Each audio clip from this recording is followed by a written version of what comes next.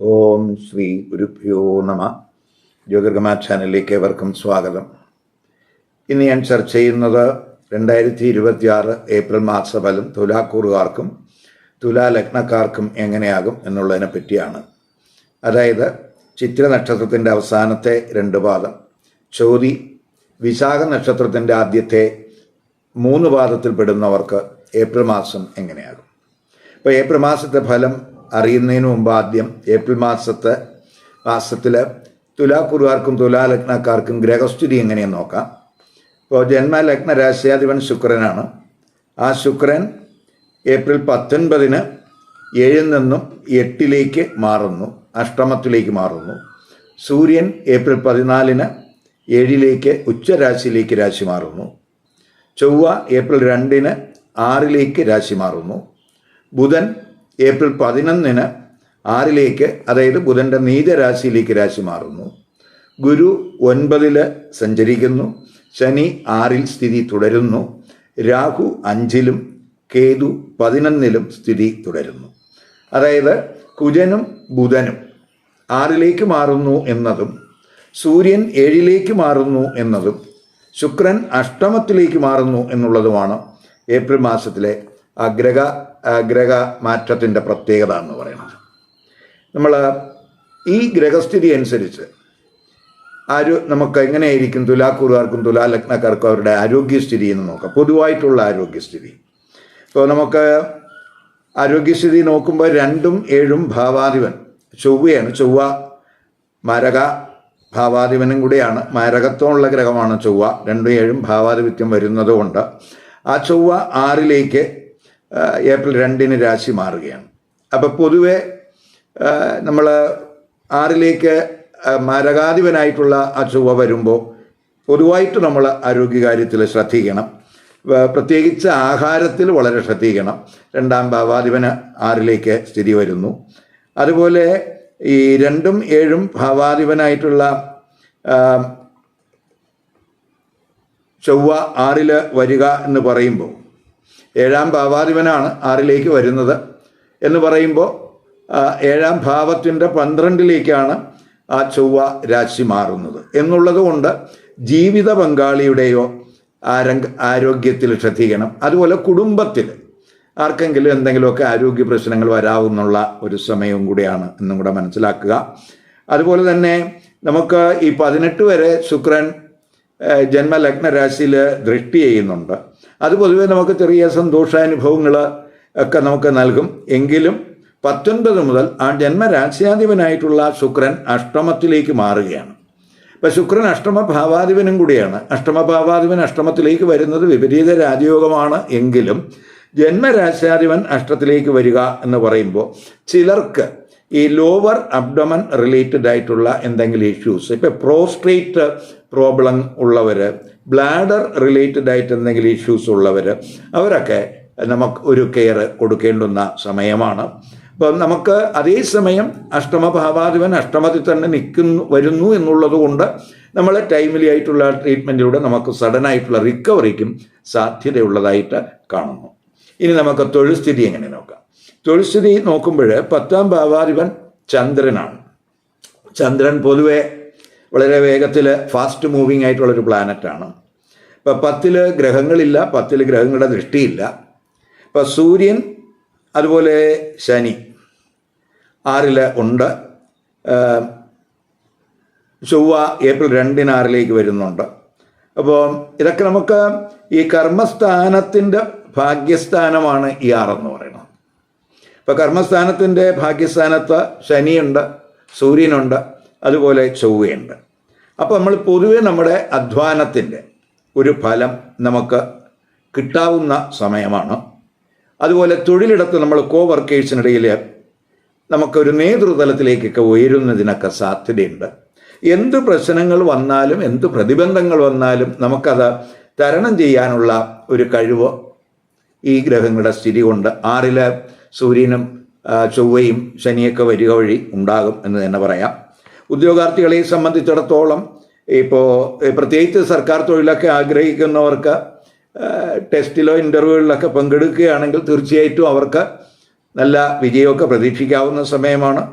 അതുപോലെ സേവനവുമായിട്ട് ബന്ധപ്പെട്ടുള്ള എന്തെങ്കിലുമൊക്കെ വ്യവഹാരങ്ങൾ, കേസുകളൊക്കെ ഉള്ളവർക്ക് അനുകൂലമായിട്ടുള്ള വിധി പ്രതീക്ഷിക്കാവുന്ന സമയമാണ്. അതേസമയം സൂര്യനും ശനിയും ചൊവ്വയൊക്കെ ശത്രുഗ്രഹങ്ങളാണ് എന്നുള്ളത് കൊണ്ട്, ഇപ്പോൾ സൂര്യനും ശനിയും ശത്രുഗ്രഹങ്ങളാണ്, ശനിയും ചൊവ്വയും ശത്രുഗ്രഹങ്ങളാണ് എന്നുള്ളത് കൊണ്ട് നമ്മൾ ഈ തൊഴിലിടത്ത് അഭിപ്രായ വ്യത്യാസങ്ങൾ, തർക്കങ്ങൾ ഉണ്ടാകാതെ നോക്കണം. ഏപ്രിൽ 14 മുതൽ സൂര്യൻ 7 ഉച്ചരാശിയിലേക്ക് വരികയാണ്. 11ാം ഭാവാധിപനാണ് ആ സൂര്യൻ. 7 ഉച്ചരാശിയിലേക്ക് വരുന്നു. അത് പ്രത്യേകിച്ച് ഈ കൂറുകാരുടെ കർമ്മസ്ഥാനത്തിൻ്റെ കർമ്മസ്ഥാനമാണ് എന്നുള്ളത് കൊണ്ട് ഈ കർമ്മസ്ഥാനത്ത് സൂര്യൻ ഉച്ചസ്ഥിതിയിലേക്കൊക്കെ വരുമ്പോൾ തൊഴിലിൽ നമുക്ക് ഉയർച്ച പ്രതീക്ഷിക്കാം. ഇപ്പോൾ പ്രൊമോഷനൊക്കെ കാത്തിരിക്കുന്നവർക്ക് അതിനനുകൂലമായിട്ടുള്ളൊരു സമയമായിട്ട് ആ സൂര്യൻ്റെ ഉച്ചസ്ഥിതി ഏപ്രിൽ 14 മുതൽ കാണുന്നുണ്ട്. പൊതുവെ നമ്മൾ ആഗ്രഹിക്കുന്നത് പോലെ തൊഴിലിൽ ഒരു മുന്നേറ്റത്തിന് സാധ്യത അവസാനത്തെ പകുതി കാണുന്നു എന്ന് തന്നെ പറയാം. തൊഴിലിൽ പൊതുവെ നമുക്ക് ആത്മവിശ്വാസമൊക്കെ കൂടും. ചിലർക്ക് ആ തൊഴിലിടത്ത് തന്നെ നേതൃതലത്തിലേക്കൊക്കെ ഉയരുവാനുള്ള സാധ്യതയുണ്ട്. പ്രത്യേകിച്ച് സർക്കാർ തൊഴിലൊക്കെ ആഗ്രഹിക്കുന്നവർക്ക് ആ സൂര്യൻ്റെ ഉച്ചസ്ഥിതി എന്ന് പറയുന്നത് അവരുടെ ആഗ്രഹം സഫലമാക്കുന്നതിന് സഹായകമാകുമെന്ന് പറയാം. സൂര്യൻ 11ാം ഭാവാധിപനും കൂടിയാണ്. ആ 11ാം ഭാവാധിപൻ 7 ഉച്ചസ്ഥിതനാകുക എന്ന് പറയുമ്പോൾ നമുക്ക് സർക്കാരിൽ നിന്നൊക്കെ എന്തെങ്കിലുമൊക്കെ പോസിറ്റീവായിട്ടുള്ള റെസ്പോൺസ്, നമുക്ക് എന്തെങ്കിലും സർക്കാരിൽ നിന്ന് സാമ്പത്തികമായിട്ട്, പ്രത്യേകിച്ച് 11ാം ഭാവാധിപനാണ് ഉച്ചസ്ഥിതിയിൽ വരുന്നു എന്ന് പറയുമ്പോൾ സർക്കാരിൽ നിന്ന് നമുക്ക് കിട്ടേണ്ടുന്ന കാശ്, പണം അല്ലെങ്കിൽ അരിയേഴ്സ് അതൊക്കെ കിട്ടുന്നതിനൊക്കെ ആ സൂര്യൻ്റെ ഉച്ചസ്ഥിതി വഴിതെളിക്കും. പൊതുവെ ധനപരമായിട്ടുള്ള നേട്ടം ആ സൂര്യനെ കൊണ്ടുണ്ടാകും. തൊഴിലവസരങ്ങളും ഉണ്ടാകുന്ന സമയം എന്ന് തന്നെ പറയാം. ഇനി ബിസിനസ്സുകാർക്ക്, ഇപ്പോൾ ബിസിനസ്സുകാരെ സംബന്ധിച്ചിടത്തോളം 7ാം ഭാവാധിപനായിട്ടുള്ള ചൊവ്വ 6ലേക്കാണ് ഏപ്രിൽ 2 മാറുന്നത്. ബിസിനസ് കാരകനായിട്ടുള്ള ബുധൻ 10 വരെ 5-ലുണ്ട്. അതിനുശേഷം ആ ബുധൻ 6ലേക്ക്, അതായത് ബുധൻ്റെ നീചരാശിയിലേക്ക് രാശി മാറുന്നു. ആദ്യ പകുതി ശുക്രൻ 7-ൽ സ്ഥിതിയുണ്ട്. അപ്പോൾ പൊതുവെ 7ാം ഭാവാധിപൻ 6 വരിക എന്ന് പറയുമ്പോൾ നമുക്ക് ഈ പാർട്ട്ണർഷിപ്പ് റിലേറ്റഡ് ആയിട്ടുള്ള എന്തെങ്കിലുമൊക്കെ ഇഷ്യൂസിന് സാധ്യതയുണ്ട്. പ്രത്യേകിച്ച് 7ാം ഭാവാധിപൻ ഭാവത്തിൻ്റെ 12 വരുന്നു. അതുപോലെ തന്നെ 7ാം ഭാവാധിപൻ 6 വരിക എന്ന് പറയുമ്പോൾ സ്വാഭാവികമായിട്ടും പാർട്ട്ണർഷിപ്പ് ബിസിനസ്സിൽ പാർട്ട്നേഴ്സ് തമ്മിൽ എന്തെങ്കിലുമൊക്കെ അഭിപ്രായ വ്യത്യാസങ്ങൾ ഉണ്ടാകാം. പ്രത്യേകിച്ച് 6-ൽ ആ ചൊവ്വയും അതുപോലെ ശനിയൊക്കെ ഉള്ള സമയമാണ്. അത് എന്തെങ്കിലും അഭിപ്രായ വ്യത്യാസങ്ങൾ ഉണ്ടാകാം എന്നുള്ളത് കൊണ്ട് നമ്മൾ ഒരു സംയമനമൊക്കെ പ്രത്യേകിച്ച് പാർട്ട്നേഴ്സിനിടയിൽ ഉണ്ടാകണം. ആദ്യ പകുതി ശുക്രൻ 7-ലൊക്കെ സ്ഥിതി ചെയ്യുന്നുണ്ട്. അതൊക്കെ പാർട്ട്ണർഷിപ്പ് ബിസിനസ്സിൽ നമുക്ക് എന്തെങ്കിലുമൊക്കെ പ്രശ്നങ്ങളുണ്ടെങ്കിൽ പരിഹരിക്കുന്നതിന് ആ 7-ലെ ശുക്രൻ്റെ സ്ഥിതി സഹായകമാണ്. നമുക്ക് ബിസിനസ് കരാറുകൾ കിട്ടുന്നതിനുള്ള തടസ്സങ്ങളൊക്കെ ആ 7-ൽ നിൽക്കുന്ന ശുക്രൻ്റെ സ്ഥിതി കൊണ്ട് മാറും. അതുപോലെ ഏപ്രിൽ 14 മുതൽ സൂര്യൻ 11ാം ഭാവാധിപനായിട്ടുള്ള സൂര്യൻ 7-ൽ ഉച്ചരാശിയിൽ വരികയാണ്. അപ്പോൾ പൊതുവേ നമുക്ക് ഈ ബിസിനസ്സിൽ വലിയ നേട്ടം പ്രതീക്ഷിക്കാം അവസാനത്തെ പകുതി. പ്രത്യേകിച്ച് 11ാം ഭാവാധിപൻ 7-ൽ ഉച്ചസ്ഥിതനാകുന്നു. അപ്പോൾ പാർട്ട്ണർഷിപ്പ് ബിസിനസ്സിലൊക്കെ വലിയ നേട്ടങ്ങൾ നമ്മൾ പ്രതീക്ഷിക്കാം. പ്രത്യേകിച്ച് ആ 7ാം ഭാവാധിപൻ ശനിയോടൊപ്പം നിൽക്കുന്നത് കൊണ്ടുള്ള അഭിപ്രായ വ്യത്യാസങ്ങളും തർക്കങ്ങളും ഒക്കെ നമ്മൾ ഉണ്ടാകാതെ പോവുകയാണെങ്കിൽ തീർച്ചയായിട്ടും ബിസിനസ്സിലൊക്കെ ഫോക്കസ് കൂടും.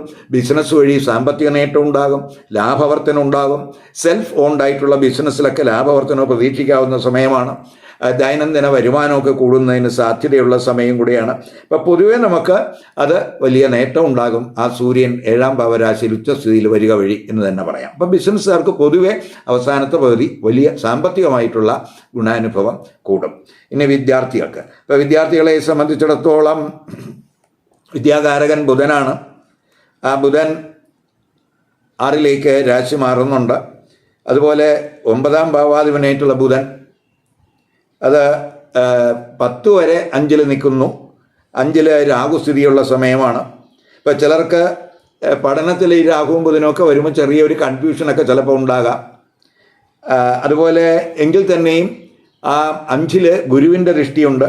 ആ ഗുരുവിൻ്റെ ദൃഷ്ടി ഉള്ളതുകൊണ്ട് നമുക്ക് പൊതുവെ പ്രത്യേകിച്ച് ഗുരുക്കന്മാരുടെയൊക്കെ ആ 9-ൽ നിൽക്കുന്ന ആ ഗുരുവിൻ്റെ ദൃഷ്ടി 5-ൽ വരുമ്പോൾ നമുക്ക് സീനിയർ അധ്യാപകരുടെയോ ഗുരുക്കന്മാരുടെയോ വെൽ വിഷേഴ്സിൻ്റെ ഒക്കെ തന്നെ ആ ഗൈഡൻസ്, അവരുടെയൊക്കെ മാർഗനിർദ്ദേശങ്ങൾ നമുക്ക് പഠനത്തിൽ ഉണ്ടാകുന്ന ആ കൺഫ്യൂഷനൊക്കെ മാറ്റുന്നതിനും പഠനത്തിൽ ഫോക്കസ് കൂടുന്നതിനും വഴിതെളിക്കും എന്ന് തന്നെ പറയാം 5-ലെ ആ ഗുരുവിൻ്റെ ദൃഷ്ടി. അതുപോലെ ഉന്നത പഠനമൊക്കെ നടത്തുന്നവരെ സംബന്ധിച്ചിടത്തോളം 9ാം ഭാവാധിപൻ ഭാവത്തിൻ്റെ ഭാഗ്യസ്ഥാനത്താണ്. അത് ഭാഗ്യസ്ഥാനത്താണ് എന്നുള്ളതൊരു പോസിറ്റീവ് ആസ്പെക്റ്റാണ്. മാത്രമല്ല 5 ആ 9 നിൽക്കുന്ന ഗുരുവിൻ്റെ ദൃഷ്ടിയും കൂടെ ഉണ്ട്. അപ്പോൾ സ്വാഭാവികമായിട്ടും പഠനത്തിൽ നമുക്ക് എന്തെങ്കിലും കൺഫ്യൂഷൻ വന്നാലും അത് മാറ്റുന്നതിനും ഗുരുക്കന്മാരുടെയൊക്കെ ഒരു കടാക്ഷം നമുക്കുണ്ടാകുന്നതിനും അവരുടെയൊക്കെ ഗൈഡൻസ് പ്രത്യേകിച്ച് നമുക്ക് ഗുണം ചെയ്യും. ഉയർന്ന വിജയത്തിനൊക്കെ, പ്രത്യേകിച്ച് പരീക്ഷയിലൊക്കെ പങ്കെടുക്കുന്നവരെ സംബന്ധിച്ചിടത്തോളം അവർക്ക് നല്ല പെർഫോമൻസ് കാഴ്ചവെക്കാനും ഉയർന്ന വിജയത്തിനുമൊക്കെ ആ ഗുരുക്കന്മാരുടെയൊക്കെ ഗൈഡൻസ് വളരെ ഗുണം ചെയ്യും. അതേസമയം ഗുരുക്കന്മാരോടും സീനിയർ അധ്യാപകരോടും നമ്മൾ ഇൻ്ററാക്ട് ചെയ്യുമ്പോൾ അഗ്രസീവായിട്ടുള്ള എനർജി കൂടാതെ നോക്കണം. പ്രത്യേകിച്ച് ബുധന് ശനിയുമായിട്ടും സൂര്യനുമായിട്ടും ചൊവ്വയുമായിട്ടൊക്കെ കണക്ഷൻ വരുന്നുണ്ട്. മാത്രമല്ല ബുധന് മൗഢ്യസ്ഥിതിയും കൂടെ വരുന്നുണ്ട് 11 മുതൽ.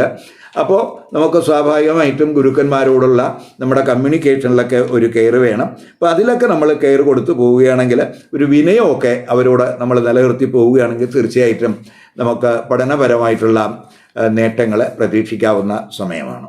ഇനി ധനസ്ഥിതി നോക്കുമ്പോൾ 11ാം ഭാവാധിപൻ സൂര്യനാണ്.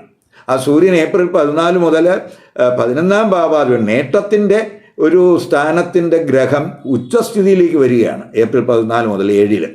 അപ്പോൾ അത് നമുക്ക് സാമ്പത്തികമായിട്ടുള്ള നേട്ടങ്ങൾ തരുന്നതിന് സഹായകം എന്ന് തന്നെ പറയാം. സർക്കാരിൽ നിന്നും കിട്ടേണ്ടുന്ന സാമ്പത്തിക സഹായം ലഭിക്കും. അതേസമയം 2ാം ഭാവാധിപനായിട്ടുള്ള കുജൻ 6ലേക്ക് മാറുന്നതിനാൽ നമുക്ക് ഇപ്പോൾ വ്യവഹാരം വഴി നമുക്ക് എന്തെങ്കിലും കേസുകളോ കാര്യങ്ങളോ ഒക്കെ ഉണ്ടെങ്കിൽ ആ കേസ് വഴി നമുക്ക് എന്തെങ്കിലും സാമ്പത്തിക ഗുണാനുഭവം ഉണ്ടാകും. അതുപോലെ ലോണിനൊക്കെ അപേക്ഷിച്ച് കിട്ടാത്തവർക്ക് ആ ലോൺ കിട്ടുന്നതിനും അതുവഴിയൊക്കെ നമുക്ക് സാമ്പത്തിക നേട്ടം ഉണ്ടാകുന്നതിനും ഒക്കെ വഴിതെളിക്കും. ചിലർക്ക് നേരായ മാർഗങ്ങളിലൂടെ അല്ലാതെ തന്നെ ചിലപ്പോൾ ധനം കൈവശം വന്നു ചേരുന്നതിനും സാധ്യതയുണ്ട്. അവസാനത്തെ പകുതി അഷ്ടമഭാവത്തിലേക്ക് ശുക്രൻ മാറുന്നു. ആ അഷ്ടമത്തിൽ നിൽക്കുന്ന ശുക്രൻ 2ലേക്ക് ദൃഷ്ടി ചെയ്യുന്നു. അത് ചിലപ്പോൾ നമുക്ക് അപ്രതീക്ഷിതമായിട്ടുള്ള എന്തെങ്കിലും സാമ്പത്തിക നേട്ടത്തിന്, അതുപോലെ സമ്പാദ്യം വർദ്ധിക്കുന്നതിനുള്ള ഒരു സാഹചര്യമൊക്കെ ചിലപ്പോൾ ആ ശുക്രൻ്റെ 2ലെ ദൃഷ്ടി കൊണ്ടുണ്ടാകും. അങ്ങനെ പൊതുവെ നമുക്ക് മാത്രമല്ല ധനകാരകനായിട്ടുള്ള ഗുരു ഭാഗ്യസ്ഥാനത്ത് നിൽക്കുന്ന സമയമാണ്. അതും നമുക്ക് സാമ്പത്തികമായിട്ട് ഗുണാനുഭവം ഉണ്ടാക്കും എന്ന് തന്നെ പറയാം. ഇനി വിവാഹം, ദാമ്പത്യബന്ധം, കുടുംബജീവിതം എങ്ങനെ നോക്കാം. ഇപ്പോൾ ജന്മരാശിയാധിപൻ ശുക്രൻ ഏപ്രിൽ 18 വരെ 7ാം ഭാവരാശിയിലാണ് നിൽക്കുന്നത്. അതൊക്കെ വിവാഹ ആലോചനകൾക്കൊക്കെ സാധ്യത കാണിക്കുന്നുണ്ട്. പക്ഷേ 7ാം ഭാവാധിപനായിട്ടുള്ള ചൊവ്വ 6ലേക്കാണ് മാറുന്നത് ഏപ്രിൽ 2 മുതൽ. അപ്പം ചിലർക്ക് ചിലപ്പോൾ അവരുടെ മാതൃബന്ധുക്കളിൽ നിന്നൊക്കെ ചിലപ്പോൾ വിവാഹ ആലോചനകൾ ഉണ്ടായെന്ന് വരാം. അത് മാത്രമല്ല 7ാം ഭാവം 7ൻ്റെ 12ാം ഭാവത്തിലാണ് ആ ചൊവ്വ വരുന്നത്. അപ്പോൾ നമ്മൾ 7ാം ഭാവാധിപൻ ഭാവത്തിൻ്റെ 12 വരിക എന്ന് പറയുമ്പോൾ എന്തെങ്കിലും ആലോചന വന്നാൽ തന്നെയും വളരെ അതിൽ നമ്മൾ ജീവിത പങ്കാളിയൊക്കെ സെലക്ട് ചെയ്യുന്നതിലൊക്കെ ഒരു കെയർ വേണം. മാത്രമല്ല കുജന് ശനിയും അതുപോലെ സൂര്യനുമായിട്ടൊക്കെ യോഗം വരുന്നുണ്ട്. അപ്പോൾ ജീവിത പങ്കാളിയെ സെലക്ട് ചെയ്യുന്നതിൽ ശ്രദ്ധ വേണ്ടുന്ന സമയമാണ്. അതുപോലെ 5ാം ഭാവാധിപനായിട്ടുള്ള ശനി 6ൽ നിൽക്കുന്ന സമയമാണ്. 6ൽ അഫ്ലിക്റ്റഡ് ആണ്. അപ്പോൾ 5ലാണെങ്കിൽ രാഹു ഉണ്ട്. അപ്പോൾ പ്രണയ ബന്ധത്തിൽ തന്നെ എന്തെങ്കിലുമൊക്കെ കൺഫ്യൂഷൻ ഉണ്ടാകാം. അതുപോലെ 10 വരെ ബുധൻ 5ലുണ്ട്. രാഹുവും ബുധനുമായിട്ടുള്ള ഒരു ബന്ധം 5ാം ഭാവരാശിയിൽ ആദ്യത്തെ 10 ദിവസം വരെ ഉണ്ട്. ഇപ്പോൾ പ്രണയ ബംഗാളിയുമായിട്ട് ചിലപ്പോൾ എന്തെങ്കിലുമൊക്കെ അഭിപ്രായ വ്യത്യാസങ്ങൾ, 5ാം ഭാവാധിപൻ 6 നിൽക്കുക വഴി എന്തെങ്കിലും തർക്കങ്ങൾ ഒക്കെ ഉണ്ടാകാം. അപ്പം നമുക്ക് ഈ പ്രണയ വിവാഹത്തെ പറ്റി എന്തെങ്കിലുമൊക്കെ ആലോചന ഈ സമയത്ത് വന്നാൽ തന്നെയും ചിലപ്പോൾ എന്തെങ്കിലുമൊക്കെ എതിർപ്പുകൾ കുടുംബത്തിൻ്റെ ഭാഗത്തു നിന്നൊക്കെ ഉണ്ടാകാനൊക്കെ സാധ്യത കാണുന്നുണ്ട്. അപ്പം ദാമ്പത്യ ബന്ധത്തിലോട്ട് വരുമ്പോൾ 7ൽ ശുക്രൻ നിൽക്കുന്നുണ്ട്. അതേസമയം 7ാം ഭാവാധിപനായിട്ടുള്ള ചൊവ്വ 6ൽ, അതായത് 7ാം ഭാവത്തിൻ്റെ 12ലാണ് വരുന്നത്.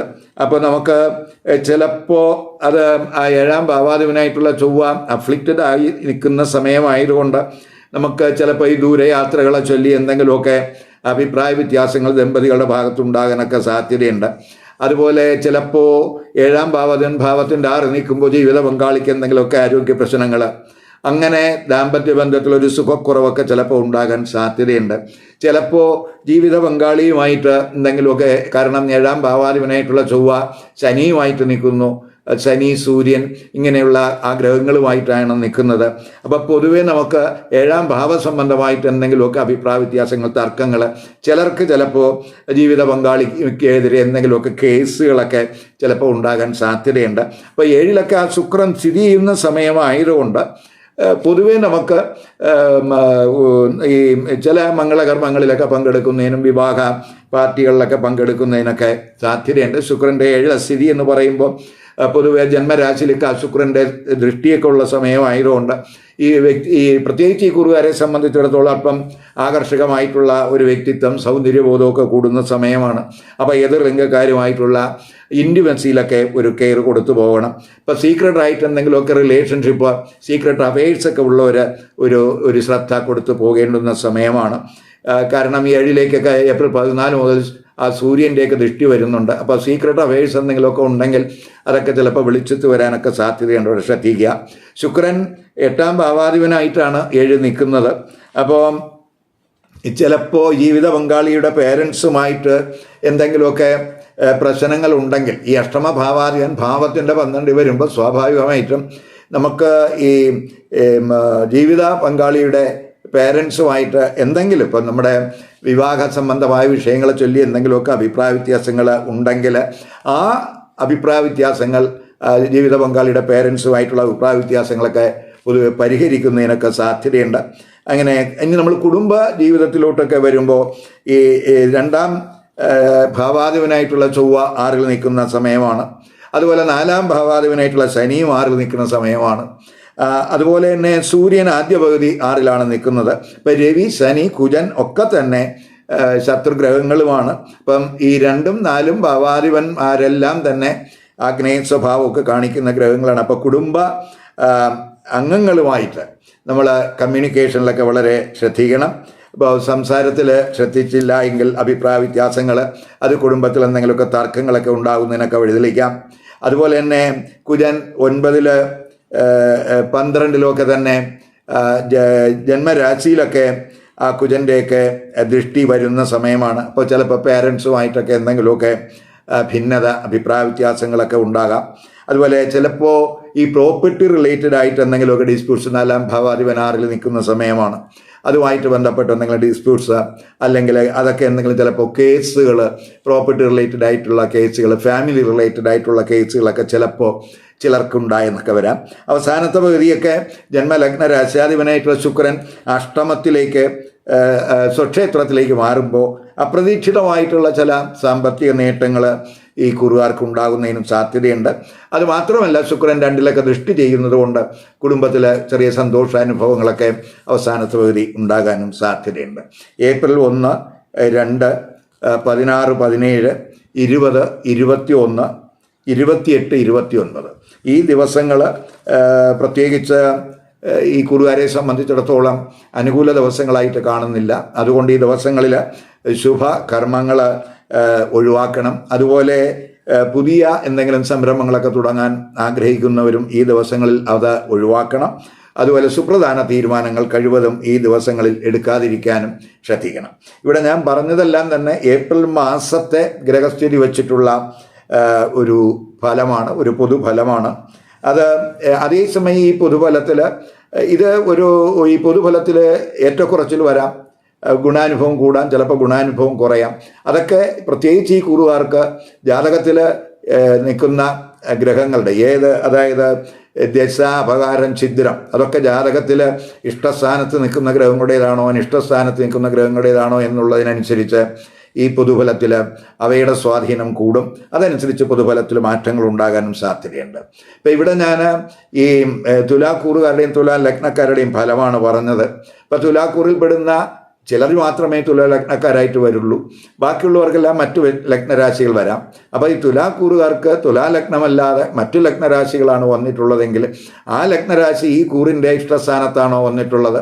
അപ്പോൾ ആ ലഗ്നരാശിയുമായിട്ട് ബന്ധപ്പെട്ട് പറയുന്ന ഫലം, നമ്മൾ ഈ കൂറിൻ്റെ ഫലത്തോടൊപ്പം തന്നെ അവരുടെ ലഗ്നരാശി ഏതാണെന്ന് കണ്ട് ആ ലഗ്നരാശിയുമായിട്ട് ബന്ധപ്പെട്ട് പറയുന്ന ഫലവും ഈ കൂറിൻ്റെ ഫലത്തോടൊപ്പം കമ്പൈൻ ചെയ്ത് കേൾക്കുകയാണെങ്കിൽ മാത്രമേ അവർക്ക് ഈ ഏപ്രിൽ മാസത്തെ പൊതുഫലത്തിൻ്റെ ഒരു കൃത്യചിത്രം കിട്ടുകയുള്ളൂ. നമ്മളെപ്പോഴും മനസ്സിലാക്കേണ്ടത് കൂറിൻ്റെ ഫലം അല്പം സ്ഥൂലമാണ്, അതേസമയം സൂക്ഷ്മമായിട്ടുള്ള ഫലം എന്ന് പറയുന്നത് ലഗ്നഫലമാണ്.